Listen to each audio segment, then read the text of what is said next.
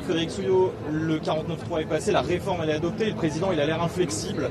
Que peut encore cette intersyndicale aujourd'hui? L'intersyndicale, elle peut lui montrer que la mobilisation, elle ne s'essouffle pas, le pourrissement, il n'y en a pas.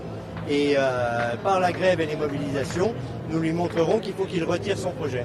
Ce soir d'ailleurs l'intersyndicale va se réunir. Oui. Ça va être quoi le message, si on peut avoir un peu l'avant-première? Ben non, vous ne pouvez pas avoir l'avant-première parce que, regardez, nous, on est dans une stratégie intersyndicale qui marche et qui tient et elle est inédite.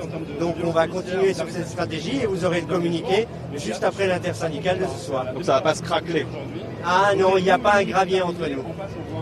Est-ce qu'aujourd'hui vous avez quand même quelconque espoir que le Conseil constitutionnel retoque tout ou partie de cette réforme des retraites? Eh bien, alors on a aussi travaillé en intersyndicale sur une porte étroite de saisine du Conseil constitutionnel pour appuyer les saisines qui ont été faites par des parlementaires, enfin des groupes parlementaires. Oui, bien sûr, on y croit, mais on va appuyer sur tous les boutons. Mais grève et mobilisation, c'est comme ça qu'on fera retirer ce projet. Comment vous avez vécu hier l'intervention du chef de l'État qui a eu des mots assez durs à l'encontre notamment de Laurent Berger, mais on a l'impression que ça pourrait s'adresser à tous les syndicats. Qu'est-ce que vous avez perçu, vous?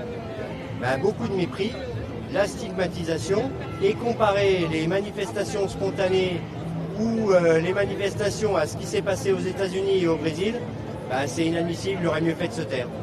Est-ce que vous avez un peu peur maintenant que le mouvement se durcisse, se radicalise au risque de peut-être éclipser les messages de l'intersyndicale? Alors, on n'a pas peur de cela, le mouvement va se durcir, mais par la grève. Et le blocage des entreprises, par la grève, c'est l'arme des travailleurs pacifiques. Merci.